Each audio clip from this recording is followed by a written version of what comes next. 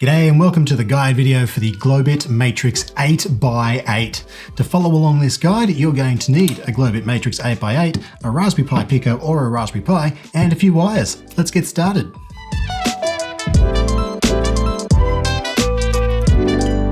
Out of the box, the GlowBit Matrix 8x8 looks like this. There's no wires or pin headers soldered to it, so the first thing you're going to have to do is solder some connections to your matrix. In order to get started, we'll just cover some of the pinouts on this device. Every data in and data out pin is labeled with an appropriate label. Every VCC pin has a rounded internal edge. You'll see these VCC pins there are labeled as VCC, and every ground pin has a square internal edge.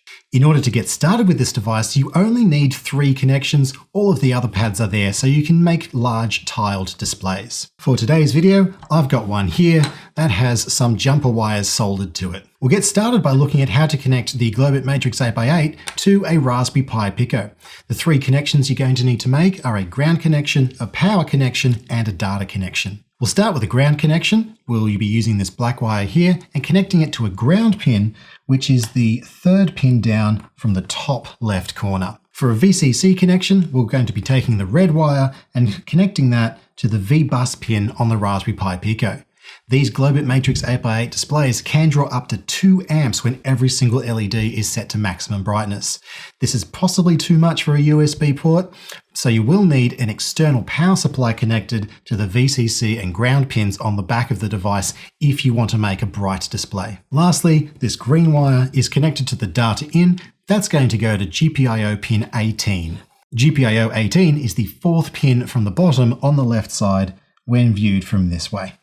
Making the same connections on a Raspberry Pi, we'll start with our ground connection and connect that to a ground pin, which is 3 pins down from the upper right-hand corner. Next, we'll connect our VCC. This will be connected to the 5-volt pin on the upper right. Lastly, our data in pin is going to go to GPIO pin 18, which is pin 12 or 6 pins down from the upper right-hand corner. When setting up the GlowBit library on a Raspberry Pi, the most crucial thing to know is that you must run Thonny as root. To do this, click the terminal icon, type in sudo Thonny, and we now have Thonny running as root. If you don't have this menu up here, there'll be a little link on the right side here. You click that, restart Thonny, and the menu should appear. To install the libraries, you click Tools, Manage Packages. Now there are 2 libraries we need to install. The first one is called rpi-ws281x. This one here is the user space Raspberry Pi library for the WS281X LEDs. The GlowBits use WS2812B LEDs, so we need to install this library. Next, we need to install the GlowBit library. Type in GlowBit, click search on Pipey, and there's the first result. We click GlowBit, click install, and the library is now installed. To make sure the GlowBit library has been installed correctly, we'll type in import GlowBit, press enter, and if we don't get any error messages, we're good to go. For the rest of this guide, we're going to be using the Raspberry Pi Pico. Now it's time to get our Raspberry Pi Pico, connect our USB cable. We can open up Thonny and get our drivers installed. If you haven't used Thonny with the Raspberry Pi Pico before, you can check out our guide on that. With Thonny open and your Raspberry Pi Pico plugged in, the first thing you're going to need to do is install the GlowBit library. To do this, with Thonny open, we'll click on Tools and then Manage Packages and do a search for GlowBit. Searching on Pipey, we'll find the GlowBit result there. Click the link, click install, and then wait for the GlowBit library to be copied onto the Raspberry Pi Pico. Once the library has been successfully installed, you should see this lib folder with glowbit.py and petme128.py inside it. We'll start by running some demonstration code just to make sure all the connections have been made correctly. Go to the guide and find the section that says running a test demo, select the first block of example code, Control-C to copy it, and we'll go to Thonny and paste it into our main.py file, then press Ctrl-R to run. While that code is running, you'll see a series of colourful test demonstration patterns. Now that we know that all the wires are connected correctly, we're going to look at how to set the colour of individual pixels on the 8x8 matrix. Looking at our guide, find the section that's called Lighting Up Individual Pixels, select the first example code, and copy that into Thonny. Pressing Ctrl R to run this example, you'll see 2 pixels on the 8x8 display light up. Let's have a look at how this code works. The first thing you'll see at the top of the code is, of course, import GlowBit to bring in the GlowBit driver. Then we declare a matrix object. The matrix object is a matrix 8x8 from the GlowBit library. Then we create a white color in our variable called color. The X and Y variables here are just choosing a location to draw that color. And then finally, our call to matrix.pixelsetXY sets the color at X coordinate X, Y coordinate Y with the color from color. This is the code that makes the pixel in the upper left-hand corner become white. The next example below that just puts all of this information directly into the function call itself. We'll make the X location 1, the Y location 2, and the color comes from the matrix.rgb color function. This function takes a red, a green, and a blue intensity value between 255. The coordinates on this matrix 8x8 display start at 0, 0 in the upper left-hand corner. The X coordinate runs horizontally, increasing to the right, and the Y coordinate runs vertically, increasing down. What that means is that when we run pixel set 1, 2, we get column 1, X location 1, it starts at 0, so 1 is the second one, and then the Y coordinate of 2 is the third pixel down from the top. Next, we're going to look at the color wheel function in the GlowBit library. Scroll down to the part of the guide that's entitled the color wheel, and again, copy the example code from that section into Thonny. Pressing Ctrl R to run that code, and a very colorful display will appear on your 8x8 matrix. A closer look at how this code works.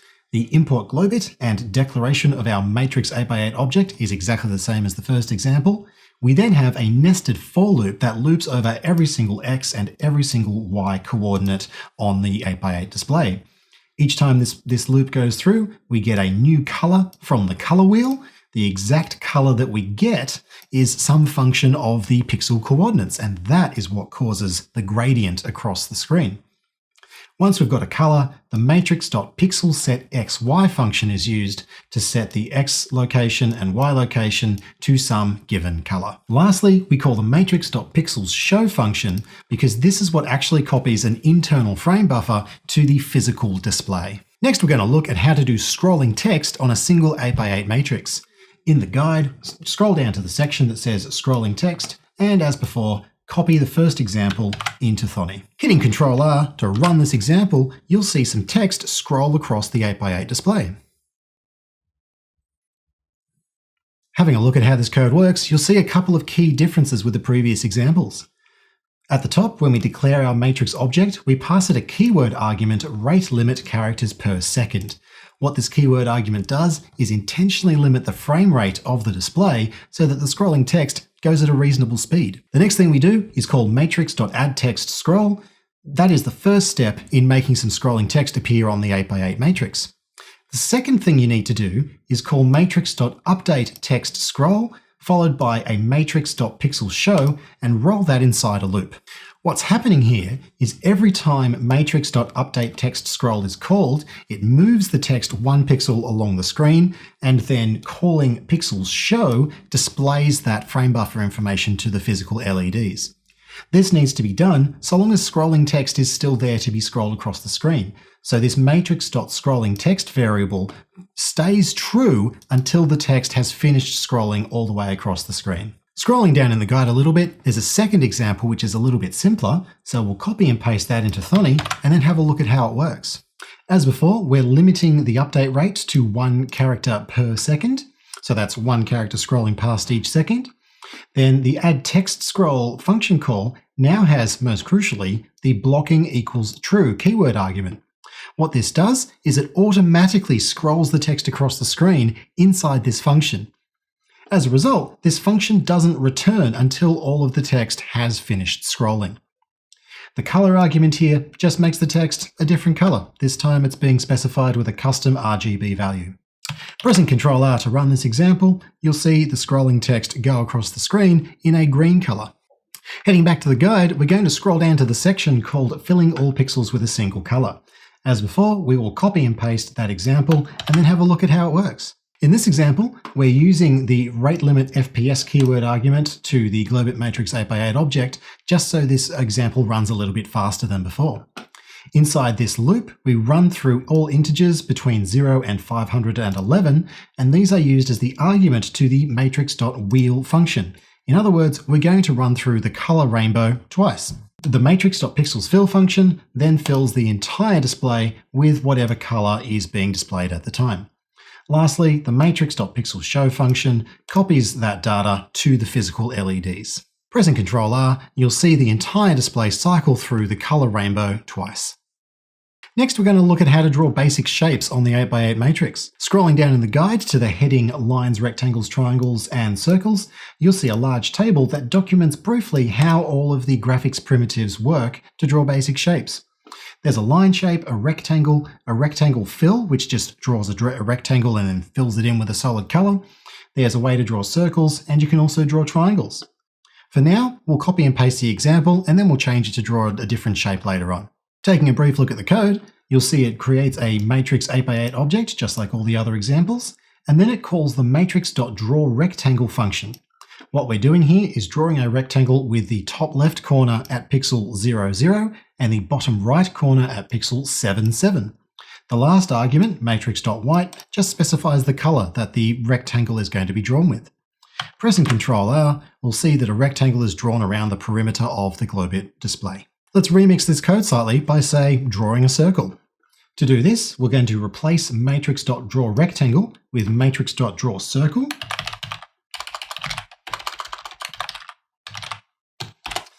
Now the circle function takes the first two arguments being the center of the circle in pixel coordinates, and the third argument is going to specify the radius of that circle. So let's just say draw a circle at 3, 5. So that's x coordinate 3, the fourth column, and y coordinate 5, the sixth row down, and we'll just draw a radius of, say, 3 pixels. Lastly, we need to specify a color, so let's say matrix.green. Pressing Ctrl R, we'll see the circle we've just specified on the screen. You'll notice that the bottom few pixels of that circle have been cut off. This is completely normal. Basically what happens is any pixels in any of these shapes that would fall outside the screen are simply not drawn. Next, we're going to look at how to use the graph1D object. In this library, a graph is basically just a line where some input value specifies how long that line will be. Scrolling through the guide, we'll look for the section on bar graphs, and as before with the basic shapes, you'll see a table that summarizes how these graph objects can be used.